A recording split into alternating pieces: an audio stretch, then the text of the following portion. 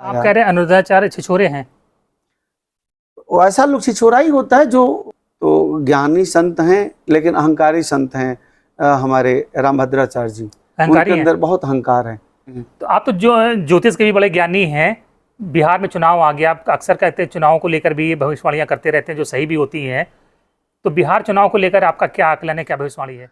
नमस्कार, हमारे साथ मौजूद हैं आचार्य शैलेश तिवारी जी महाराज। इनको आपने अक्सर टीवी डिबेट्स में देखा होगा, वीडियो वायरल होते रहते हैं, अपने विचारों को लेकर सुर्खियों में रहते हैं। तो आजकल जैसे चर्चा चली रही है, चर्चा में दो तीन बाबा रहते हैं। अनिरुद्धाचार्य जो कि ट्रक के खलासी थे, खलासी से बाबा बने हैं, प्रेमानंद महाराज और रामभद्राचार्य, तीनों विवादित बयान देते हैं। पहले तो अनिरुद्धाचार्य पर बयान। अनिरुद्धाचार्य जिस तरह के बयान देते हैं और लिव इन रिलेशनशिप को वैश्यालय बोलते हैं और कहते हैं कि ऑलमोस्ट 90% स्त्रियां खराब होती हैं, क्या कहेंगे? धन्यवाद अनिल जी। मैं सबसे पहले आपको बता दूं कि हमारा जो भारत है, यहाँ पर नारियों की पूजा होती है। नारी स्वरूप माँ दुर्गा के 9 स्वरूप हैं। माँ सरस्वती विद्या की दायनी हैं, माँ लक्ष्मी हैं धन की दायनी हैं, माँ काली हैं जो शक्ति की दायनी हैं। हमारे यहाँ परंपरा रही है देवियों की उपासना की। और जिस प्रकार से अनिरुद्धाचार्य ने हमारे देश की माताओं और बहनों के खिलाफ बोला, अपमान किया, यह बहुत ही दुर्भाग्यपूर्ण है। जो जैसा होता है वह दूसरे को वैसे ही देखता है। एक शराबी जो है वह शराबी को ही दोस्त बनाता है, एक संत जो है वह संत को ही दोस्त बनाता है। मैं पूजा करने वाला हूँ तो मेरे पास जो भी व्यक्ति आएगा वह पूजा पाठ करने वाला ही आएगा, कोई शराबी नहीं आएगा। ठीक उसी प्रकार जो जैसा चरित्र का होता है उसे दूसरों के अंदर वही चरित्र दिखता है। तो आपका सीधे से कहना चाह रहे हैं कि अनिरुद्धाचार्य दुष्चरित्र हैं, इसलिए उनको सब चरित्र नहीं दिख रहे हैं। देखिए, यह तो बहुत गंभीर मामला है। भारत की किसी भी बेटियों को, माताओं को, बहनों को, चाहे वो आप कहे 1%, 4% या 10%, मैं कहता हूँ क्यों किसी को एक पूरे 140 करोड़ में एक भी माता, एक भी महिला को आप कैसे चरित्रहीन कह सकते हैं? आपका अधिकार नहीं है, नैतिक अधिकार भी नहीं है, सामाजिक अधिकार भी नहीं है और कानूनी अधिकार भी नहीं है। किसी ने उनके खिलाफ उनको नहीं, तो वो कह रहे हैं कि जब कोई महिला 4 जगह मुंह मारेगी तो फिर तो वैश्या ही हुई, वो तो ये कहते हैं। तो आप ये भी आप देखिए, कह रहे हैं कि जगह जगह मुंह मारने वाली महिला को तो चरित्रहीन कहा ही जाएगा ना। दुर्भाग्य है कि उस व्यक्ति को कोई जेल नहीं पहुंचाया, यह दुर्भाग्य है अनिरुद्धाचार्य को। हाँ, यह बहुत ही दुर्भाग्य की बात है कि उसने बहुत ही गंभीरता से चाहे मैं तो यह मानता हूं कि जो व्यासपीठ पर बैठा व्यक्ति है वह स्वयं वेद व्यास की तरह हो जाता है। और उस पीठ पर बैठने वाला व्यक्ति अगर इस तरह की अनर्गल प्रलाप करता है, हंसोड़ बातें करता है और इस तरह की गंदी बातें करता है, अपमानित बातें करता है, और इसके बाद उसे बचने के लिए कभी वो राजनीतिक लोगों का वोट लेता है, कभी संत महात्माओं का वोट लेता है बचने के लिए, तो बड़ा दुर्भाग्यपूर्ण है कि लोगों ने उसे माफ़ कर दिया। बल्कि वृंदावन के सारे साधु संत समाज उसको वृंदावन से निकालने की पूरा प्लानिंग कर लिए थे। बाद में उसने माफ़ी मांगा और बाद में यह भी कह दिया कि मैंने माफ़ी नहीं मांगा। तो मैं यह मानता हूं कि ऐसे छिछोरी बयान देने वाले छिछोरे को, जो छिछोरा हरकत करते हैं समाज में, ऐसे लोगों को मीडिया में जगह ही नहीं देना चाहिए, उसे गुमनामी के जीवन जीने देना चाहिए। आप कह रहे हैं यह तो गलत है मीडिया बंधुओं का कि उसे ज़्यादा तरजीह दे करके अपनी टीआरपी के लिए ऐसे गंदे विचारों वाले व्यक्ति का विचार को आप लोगों ने मीडिया में लाया। आप कह रहे हैं अनिरुद्धाचार्य छिछोरे हैं।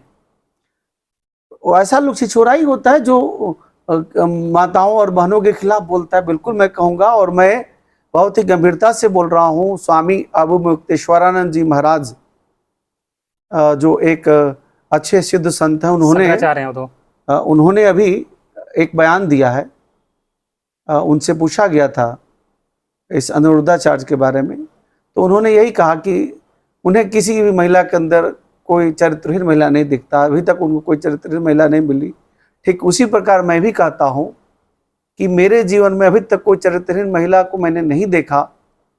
वही लोग चरित्रहीन महिला को देखते हैं जो खुद चरित्रहीन होते हैं। यानी कि जाकी रही भावना जैसी, प्रभु मूरत तीन तैसी। तो चरित्रहीन आदमी है आप कहना चाहते हैं। जो दूसरे के अंदर ऐब देखता है उससे पहले आईना में खुद के लिए देखना चाहिए। आपने एक बयान दिया था जिसमें आपने कहा था कि अनिरुद्धाचार्य जो हैं ट्रक के खलासी हैं और वो इसलिए खलासी जैसी बातें करते हैं।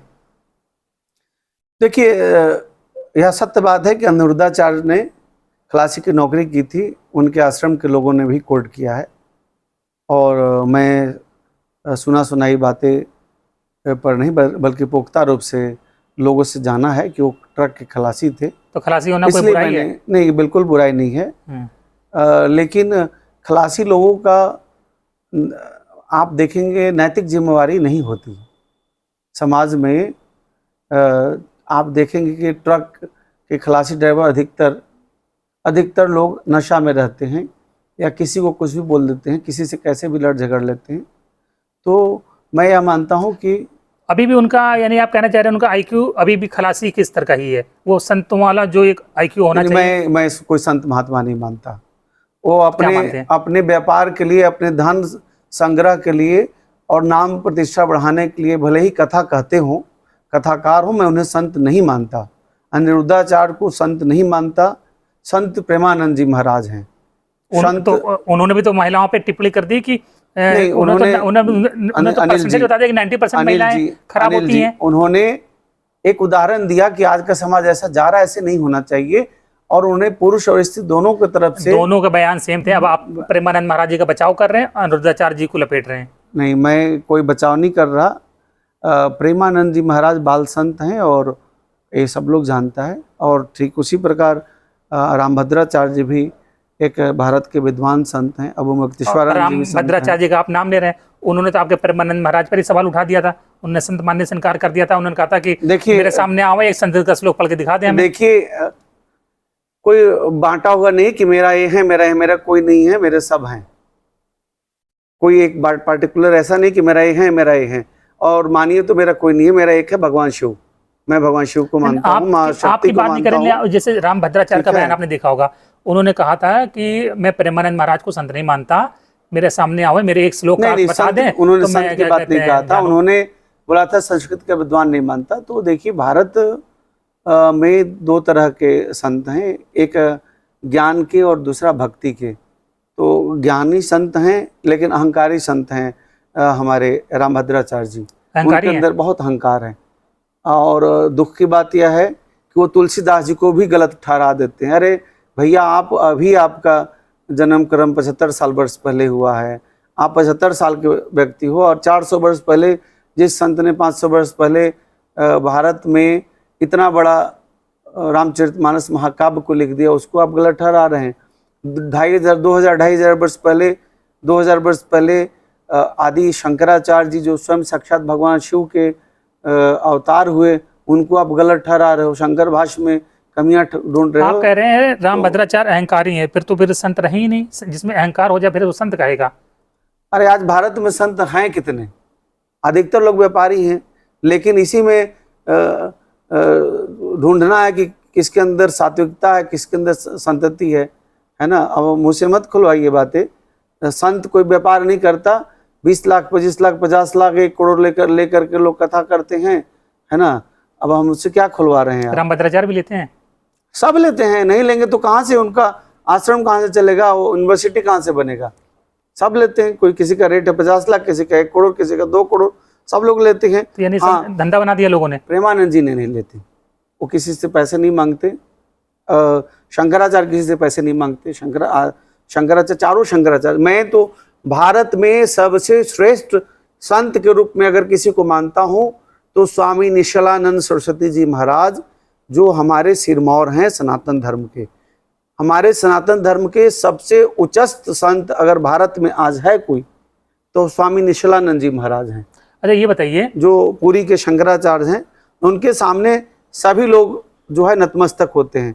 किसी भी संत के नाम आप बता दीजिए। कोई संत- रामभद्राचार्य जी तो बड़ा जात पात करते हैं, भेदभाव। वो तो ब्राह्मणों में भी बताते हैं ये ब्राह्मण जो है पाठक है तो नीच है, और वो उससे नीच है, उपाध्याय नीच वो कम श्रेष्ठ है, और मैं सर्वश्रेष्ठ। तो ब्राह्मणों में ही ऊंच नीच बताने लगते हैं वो तो। देखिए, संत महात्मा ऊंच नीच नहीं करता। जो संत वही है जो सभी जाति समुदाय के लोगों को लेकर के चले। कोई संत के लिए कोई अपना और पराया नहीं होता है। कहा जाता है कि वसुधैव कुटुंबकम होता है, संत सबके होते हैं। ये बताइए अगर अनिरुद्धाचार आपके सामने आ जाए तो आप क्या करेंगे? मैं क्या करूँगा? अनिरुद्धाचार्य आ जाएंगे, सामने तो आते ही हैं, सब लोग आते हैं, सबके साथ रहते हैं सब। तो उन्होंने जो संत बयान दिया सम्मेलन- था, उस बयान के बाद आपके मन में जो उनको लेकर गुस्सा है, तो क्या रिएक्शन होगा आपका अगर आपके सामने आ गए तो? अरे ऐसा है, देखिए अनिल जी, आप वरिष्ठ पत्रकार हैं और बहुत ही गंभीरता की बात मैं बता रहा हूँ कि मेरा कोई व्यक्तिगत किसी शत्रुता नहीं है। समाज में उन्होंने गलत चीज़ परोस रहे हैं, उसको रोकने के लिए कानून है और लोग कानून का सहारा लेगा। मैं मीडिया जो है चौथा स्तंभ है, उसके माध्यम से मैं समाज के सामने उनके खिलाफ बोला और आगे भी बोलूँगा। दूसरी बात है, कहीं कार्यक्रम में कहीं फंक्शन में मिलेंगे तो मैं झगड़ा थोड़े करूँगा। और मेरे आपने एक बार कहा था कि मिल जाएंगे तो खड़ाऊ से मारूंगा। नहीं, उस समय ज़रूर मैं बोला था, है ना। उस समय ज़रूर मैं बोला था। और मेरा ऐसा मानना है कि मेरे सामने अगर कोई महिला को छेड़ दे तो मैं खड़ाऊ से 10 खड़ाऊ मारूंगा। किसी की भी बात कर रहा हूँ, चाहे वो किसी भी जाति धर्म की महिला हो। नारी का कोई अपमान कर दे तो जरूर पिटाई करूंगा।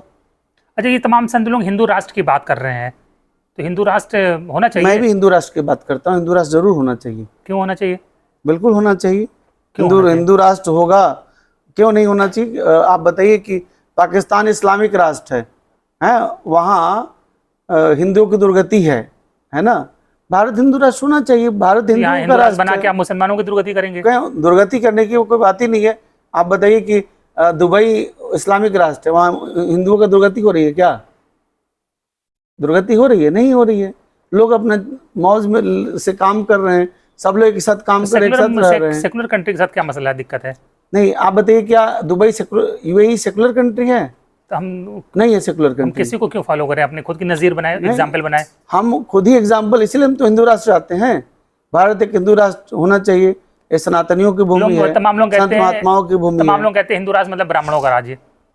नहीं, हिंदू सिर्फ ब्राह्मण ही थोड़े हिंदू होते हैं। मैं ये मानता हूँ, देखिए जैसे माला है और इसमें एक एक दाने हैं, सभी जातियों के एक दाने मिलकर के एक माला बनता है। ब्राह्मण हो, यादव हो, या राजपूत हो, या कायस्थ हो, या भूमिहार हो, या दलित हो, हम सब एक दूसरे के बिना अधूरा है। अगर नहीं तो लोग ये शंका करते हैं ना, दलित पिछड़ों की स्थिति वैसी हो जाएगी जैसे 50 साल बिल्कुल गलत बात है। सब हमारे भाई हैं, सब हम परिवार हैं। पूरा सनातन एक परिवार है। विचार हैं, हो सकता है ठीक हो, लेकिन सब जरूरी थोड़ी कि आपकी तरह ही विचार सबके हों। मैं तो यही मानता हूँ कि सनातन धर्म के जितने भी, हिंदू धर्म से जितनी भी जातियाँ हैं, वह सब हम एक दूसरे के परिवार हैं।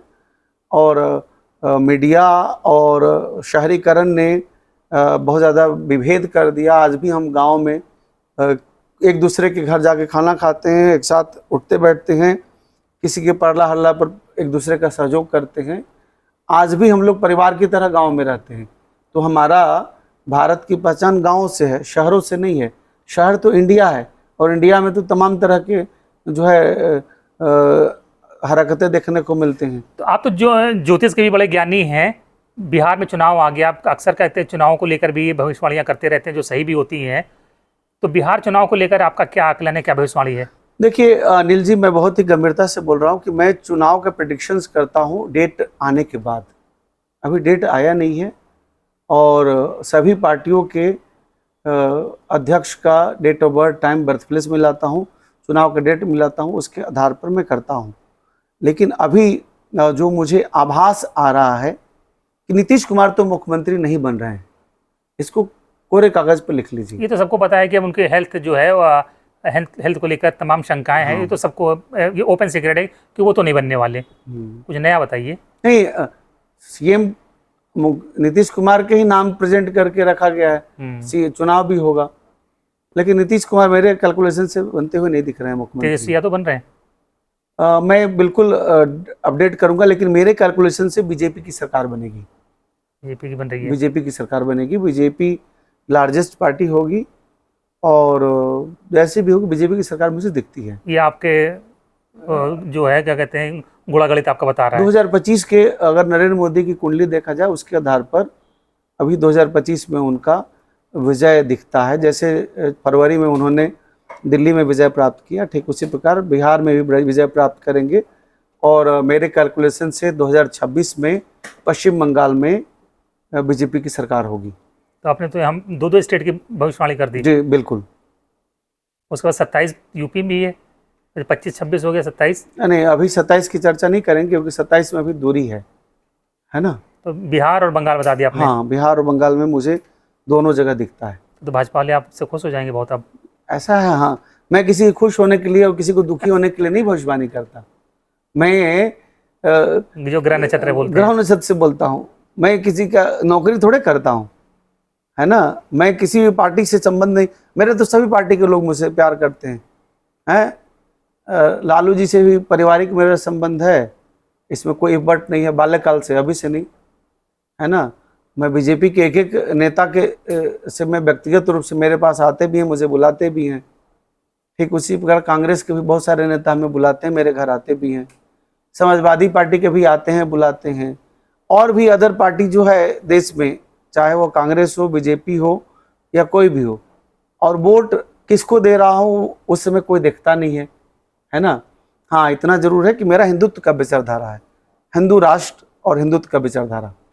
चलिए, बहुत बहुत धन्यवाद आचार्य शैलेश तिवारी जी हमसे बात करने के लिए। धन्यवाद अनिल जी। और देखते हैं कि बिहार में आपने जो प्रेडिक्शन किया है कितना सच होता है। धन्यवाद।